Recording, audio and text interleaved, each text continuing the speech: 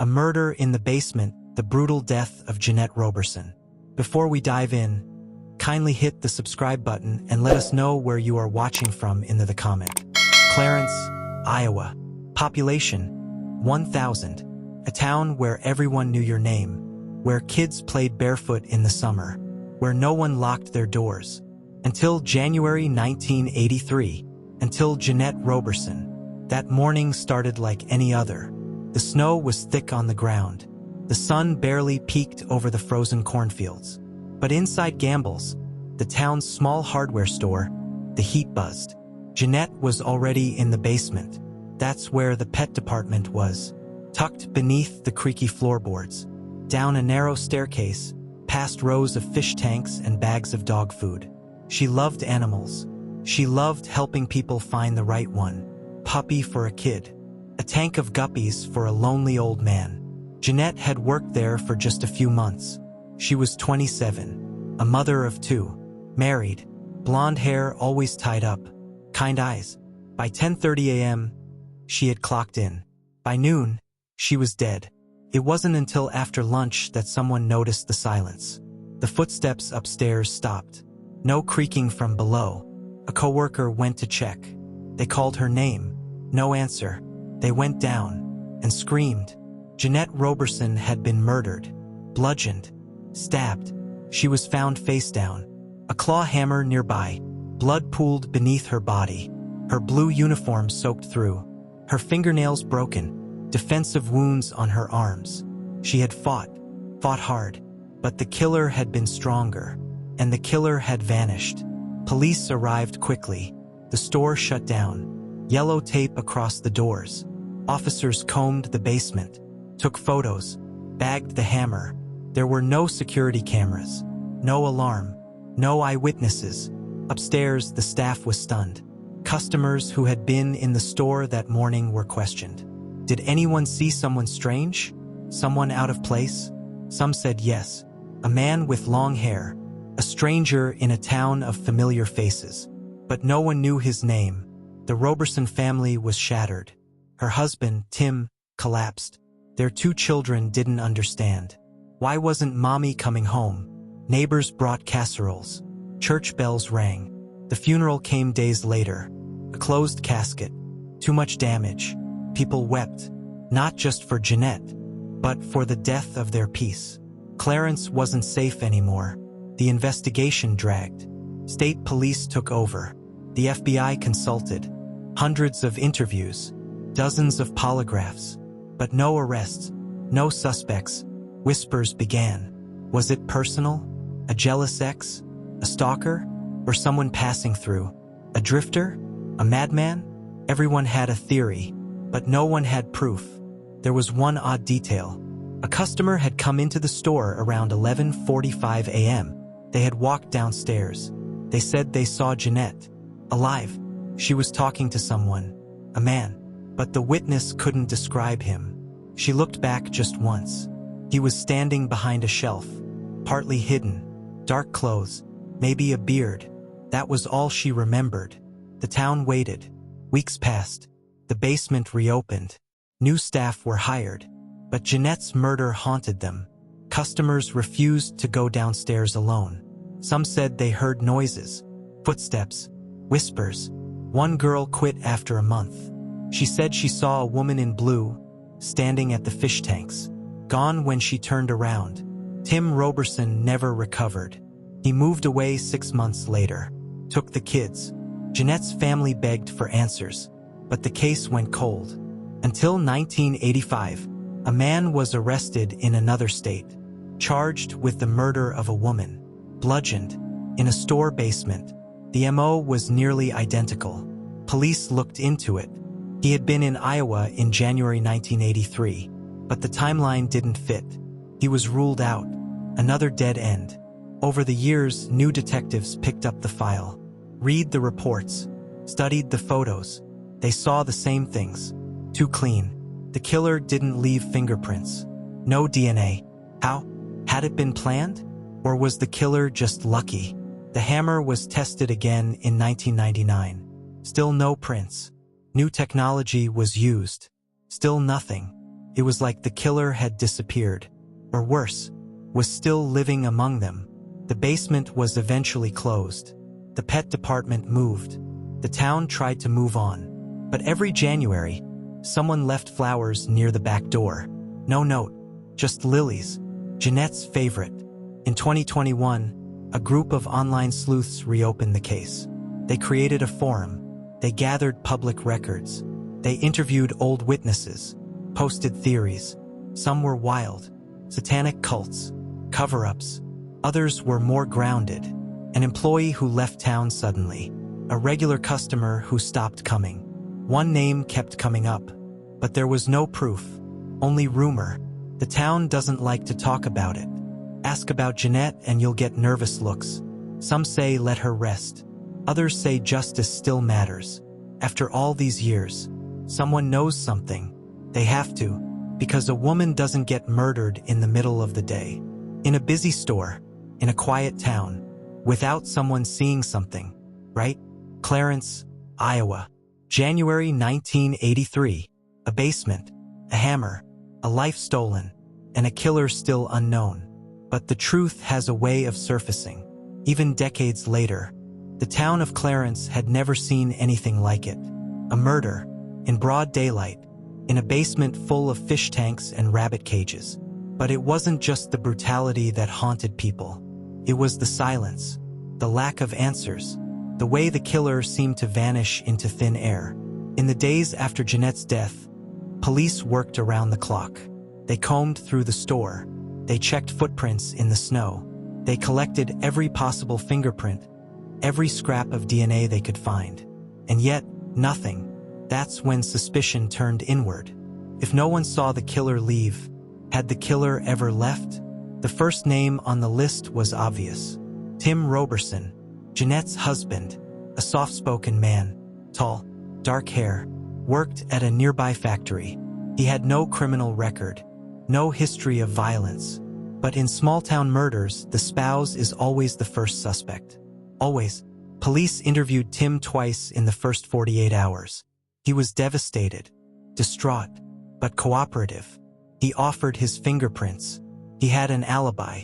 He was at work, clocked in. Dozens of co-workers saw him. Still, whispers began. She wanted to leave him, one neighbor claimed. He was jealous, another insisted. But there was no evidence. And Tim passed a polygraph. Then came Paul Jensen, Janette's co-worker. He was the one who found the body. Tall, thin, nervous energy. He'd worked at Gamble's for 6 years. Knew the layout of the basement. Knew when Janette would be alone. Police asked him hard questions. Where was he when it happened? Why didn't he hear anything? He said he was unloading stock upstairs. Said he thought the banging sounds were just Janette moving cages. But Janette hadn't made a sound. Only the killer had. Still, Paul's timeline checked out. And nothing placed him at the scene during the moment of the attack. But something didn't sit right. There was a woman who came forward days later. She didn't want her name public. Said she had gone to the store around 11:45 a.m. Walked down to the basement. She remembered seeing Janette, talking to someone, a man, but she didn't get a clear look. He was standing by the fish tanks, she said, kind of hidden, dark jacket, maybe had a beard. She said he turned his head slightly, just as she was walking back upstairs. His eyes met hers for a split second, cold, flat. Then he turned away. She didn't think much of it. Until the news broke. Police tried to make a sketch. It wasn't much to go on. But it gave them something. They canvassed the area, asked every customer who'd been in the store that day. But no one else reported seeing a man who matched the description. Except one teenage boy. Said he saw a guy standing near the back alley around 11:30 a.m. Smoking, wearing a dark coat. Didn't recognize him. He wasn't from here, the boy said. Stranger. That word echoed. Stranger. Clarence didn't do strangers well. You were either from there or you weren't. And if you weren't, you stood out. But in the chaos, maybe someone slipped through. A drifter, a trucker, a salesman, or someone hiding in plain sight. Then came the tip line. It rang off the hook. Dozens of calls. Some helpful, most not. Psychics claimed they felt the killer's energy. One woman said her ex-husband confessed during a drunken argument, but he had died 5 years before Janette. Another man insisted it was Satanists. Because of the basement, because of the pets, because of the hammer. Still, police followed every lead. One name came up more than once. Douglas Price, a Vietnam veteran, lived in a trailer just outside town. Had been in gambles that morning. Bought a wrench. Paid in cash. No one remembered seeing him go downstairs. But he had a record. Assault in 1978. Bar fight. Used a hammer. He was brought in. Questioned for hours. He didn't flinch. Said he was home by noon. His girlfriend backed him up. Said he was watching TV when the news came on. She remembered the way he stood up and said, "Jesus, that's the girl from the store." Police checked it out. He stayed on their list but slipped down it. And then came the ex-boyfriend theory. Every small town keeps secrets. Janette had one. A relationship before Tim. Not serious, people said, but intense. The guy moved away. No one had heard from him in years. Until a classmate said she saw him in town the week before Janette's death. He'd been drinking at a bar. Said something about unfinished business. Police scrambled.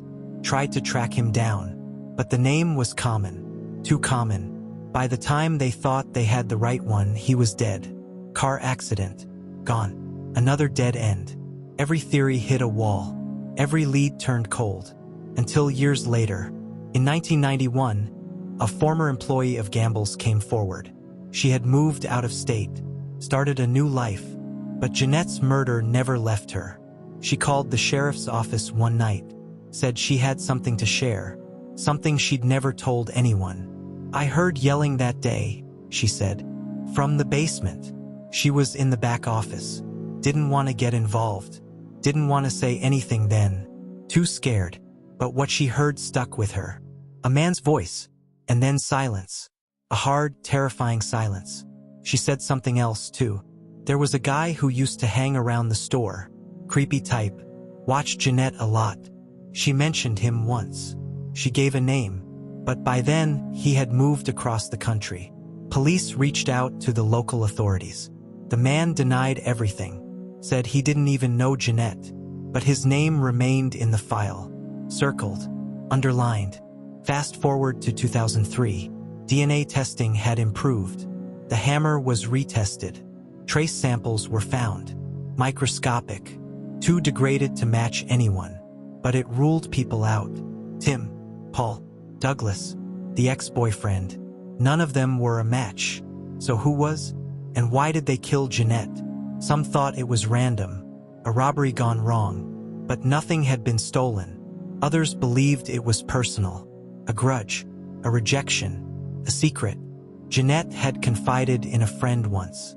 Said she felt watched. Said someone had been calling her at work. Breathing on the line. Hanging up. Police checked the store's phone records. Too many calls to trace. All payphones. All dead ends. Then came the online sleuths. Reddit threads. Facebook groups. People obsessed with Janette's case. They dug through records. Tracked down old employees. One user claimed they knew who did it. Said it was someone on the inside. Someone everyone trusted. But offered no proof. Just speculation. One name kept surfacing. A man who had worked there before Janette. Let go quietly. No reason given. Rumors swirled. He was bitter. He'd been in love with her. Had tried to get her fired. But the store had no record of that. When sleuths contacted him, he refused to talk. Threatened legal action. Deleted his social media. Too many questions. Not enough answers. And through it all, one image haunted everyone. Janette. Face down. Alone. Surrounded by animals who couldn't scream. In a town that didn't know how to protect her. The killer may have worn gloves. May have planned it perfectly. But someone saw something. Someone always does. For more chilling true crime stories, don't forget to like, comment, and subscribe to the channel. The pet department closed, but the basement never forgot. Long after Janette's murder, Staff whispered about cold spots, flickering lights, a radio that turned itself on. Nothing definitive, just enough to keep people wary. But the real haunting wasn't supernatural. It was the silence. The silence of a town that didn't talk. The silence of a killer who had never been found. In early 2022, the cold case was quietly reopened. Not by the police, but by a woman named Natalie. She was 34, podcaster, true crime junkie. Her show, Buried Voices.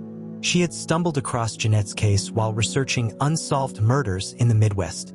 One detail hooked her, the claw hammer. It wasn't from the store. Gamble's sold hammers, dozens, but none matched the weapon used on Janette. The killer had brought their own. That meant planning. This wasn't random. Natalie flew to Iowa, visited Clarence.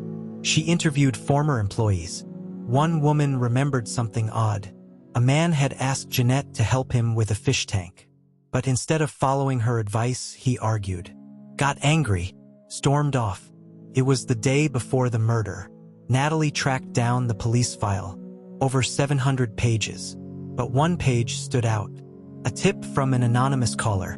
Check the crawl space in the basement. No name, no follow-up. Natalie asked the current owner of the building for access. He agreed. She brought a small team and recorded everything. The crawl space was narrow, dusty, and used, but tucked deep inside. A blue button, just like the ones on Janette's uniform. They turned it over to police. DNA testing was ordered, but the process was slow. Backlogged, Natalie kept digging. She found Janette's old high school yearbook. Next to her photo, always speaks her mind. Then she found a newspaper clipping. Janette had written a letter to the editor just months before her death, about women's safety, and a recent string of harassment complaints in town. Could someone have taken offense? Meanwhile, the online sleuth community exploded. Reddit threads, TikToks, amateur maps of the store layout. One theory gained traction. The killer had been in the store that morning. He waited, watched, and when the upstairs staff got busy, he went down. Another theory, it wasn't a stranger. It was someone Janette knew. Someone she didn't expect to hurt her. A former employee posted something chilling. We were told not to talk about it. Ever. Natalie reached out. The woman refused to meet in person, but she said one thing. Janette had a stalker. No name, no report filed, but the woman swore it was true. She told me once, said he always came in near closing, watched her, never bought anything. Why wasn't this in the file? Had someone ignored it or buried it? In August 2022, DNA results came back. Partial profile, but not Janette's, and not in Cody's. Still, it proved one thing. She didn't die alone. Someone else had been in that crawl space. Natalie released a special podcast episode. It went viral. Suddenly, Clarence was in the spotlight again. News crews showed up. Locals were angry. Let the past die, one said. But others whispered, good, maybe now we'll get answers. The heat was back on the case. A new detective was assigned. Young, tenacious, determined not to let this case die. He interviewed Natalie, reviewed her research, and reopened the hunt. He started with the original suspect list. Over 30 names. One stood out. A man who had worked next door. He had no alibi. He had quit the week after Janette was killed. Moved away. Vanished. Was he the man in dark clothes? The bearded figure behind the shelf? They ran his name. No record. He had changed it. But the trail wasn't cold. They found him, living in Arizona, retired, alone. A knock on his door. He answered. Calm. Too calm. The detective asked about 1983, about Janette. He said he barely remembered, but his eyes twitched when they said her name. They got a warrant, collected his DNA, rushed it to the lab. Everyone waited. Days passed. Then the call came. It wasn't a match. Another dead end. Or was it? Because the man had lied. He said he never went into the store, but a photo had surfaced from a local's wedding, taken the day before Janette's murder, and in the background, That man, walking out of Gamble's. The wedding photo wasn't supposed to mean anything. Just a snapshot. A happy couple. Laughter. A white dress and snow falling soft in the background. But tucked in the corner, almost out of frame, was a man walking past the Gamble's hardware store. Long coat, beard, dark clothes. The man who said he'd never been there. The detective stared at the photo. Dated January 12, 1983, the day before Janette was murdered. He zoomed in. There was no doubt. It was the same man who had changed his name, moved away, claimed ignorance, and now caught in a lie. Back in Clarence, whispers returned. They knew. Someone's protecting him. But who? And why? The detective flew to Arizona again. This time he brought the photo, laid it on the table. You said you weren't there. The man shifted. I forgot, he mumbled, but his hands trembled. The detective leaned in. Why'd you leave town? I got a better job. Why change your name? No answer. In Iowa, Natalie kept digging. She tracked down the wedding photographer, asked for the negatives. She found more. In 2 different photos, the same man stood across the street from the store, staring at Janette through the window. Back in Clarence, a woman came forward. She hadn't spoken in 40 years. Her name was Evelyn. She worked at the bakery down the street in 1983. She said she remembered the man. He came in every morning, coffee, 2 sugars, and every time he asked the same question. How's the pet girl? She thought it was harmless then. Now it chilled her. The detective dug into the man's old records. He had a juvenile file, sealed, but with a court order it opened. Arrested at 17 for stalking a girl in his high school. Same pattern. Watching, waiting, then violence. But still, no physical evidence tied him to Janette's murder. No prints, no DNA, no confession. The detective needed something more. That's when Natalie got a message. Anonymous. From a burner email. Subject line, check the boiler room. It had been sealed off for years. And used. Forgotten. With the owner's permission, police pried it open. Dust choked the air. But in the corner, beneath a panel of loose tile, a box. Inside, a torn page from a diary. A single earring. And blood. The page was from Janette's journal. It read, he was outside again today. I told the manager. He said not to worry. But I'm scared. If something happens to me, it was him. DNA confirmed it. The blood wasn't Janette's. It was male, and it matched the sample from the crawl space. Now they had 2 locations. The killer had been all over that basement. Watching, waiting, hiding. Police brought the man back in. Presented the evidence. He went silent, asked for a lawyer. The media caught wind. New evidence in 40-year-old murder case. Clarence was back in the headlines. Some people cheered. Others were furious. Why dig it up now? Leave the past alone. But Natalie wasn't backing down. She aired another episode, titled, The Truth Beneath. She read from Janette's diary. She played clips from former employees. And then she dropped a bombshell, an interview with a retired cop. He said they had suspicions back then, but were told to back off. By who? Natalie asked. The retired officer hesitated. Someone high up. Said it would bring shame on the town. Bad for business. So they let it go.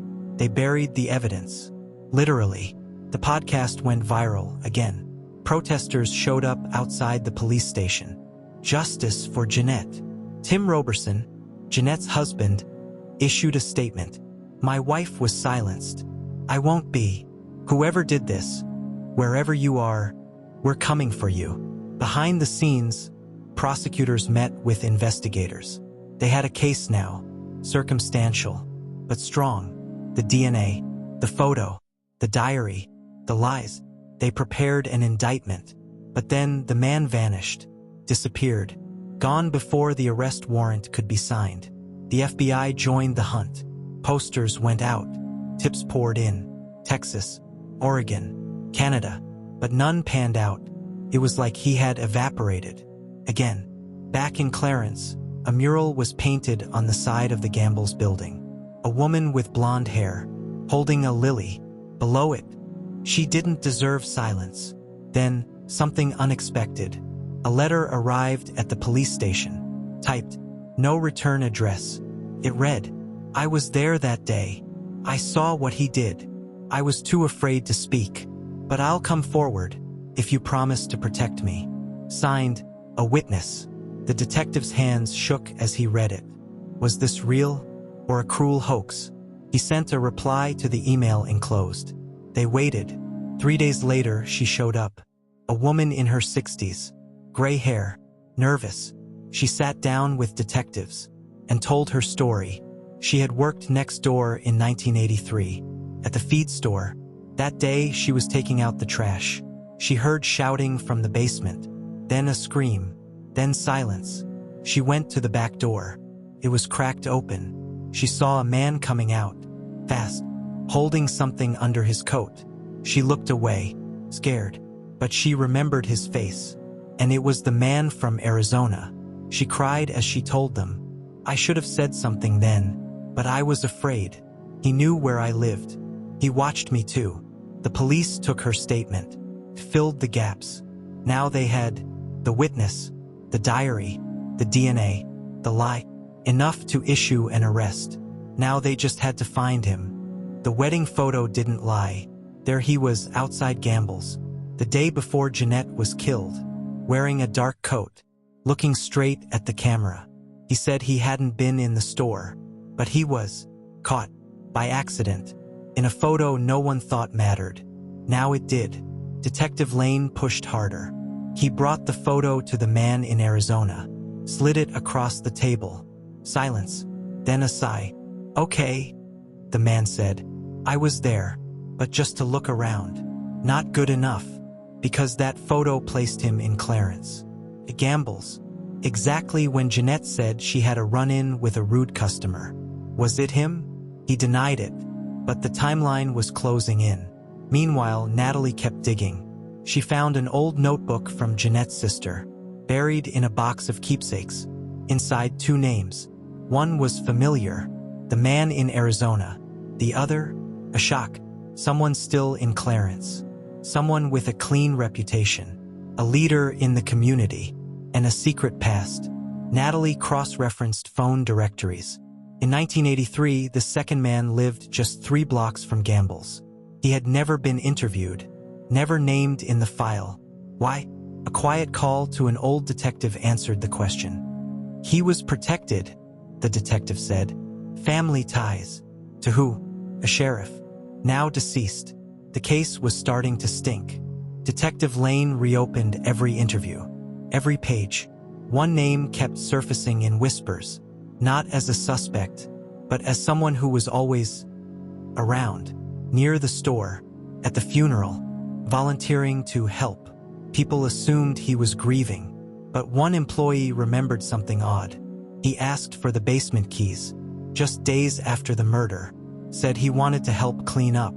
Why would anyone do that? They brought him in, now in his 60s, respected, polite. He agreed to a chat, denied knowing Janette well, said he remembered that horrible day, but nothing more. Detective Lane pushed. Then the man got angry, defensive. Why? Because buried guilt doesn't stay quiet forever. A warrant was issued, not for his arrest, but for his storage unit. Hidden among old furniture and boxes, a blue uniform shirt, faded, torn, and next to it, a journal. From 1983, it wasn't a confession, but it was close. Dozens of entries, rambling thoughts, some disturbing. One line stood out. She wouldn't stop screaming. I told her I was sorry. They ran DNA on the shirt. It matched the partial profile from the crawl space. Finally, evidence. Real, tangible, unshakable. He was arrested, charged with Janette Roberson's murder. Clarence was stunned. People cried, some in relief, some in disbelief. The man had lived among them, gone to church, volunteered, shook hands with the mayor, and all along, he was the one. In court, the evidence was laid out. The journal, the DNA, the lies. His defense team said it was circumstantial, but the jury saw through it. After 42 years, guilty, life in prison. Janette's children, now grown, sat in the front row. Silent tears streamed down their faces. Justice, at last. Not closure, because nothing could bring her back. But truth, and truth matters. Natalie's podcast released the final episode. It ended with Janette's voice, from a home video, laughing, alive, then silence, then Natalie's words. Janette Roberson was not just a victim. She was a mother, a friend, a fighter, and now, finally, a name with justice attached to it. Clarence changed after that. People talked more, remembered more, and every January the lilies still appeared. But this time with a note. For Janette, you didn't die forgotten. For more chilling true crime stories, don't forget to like, comment, and subscribe to the channel.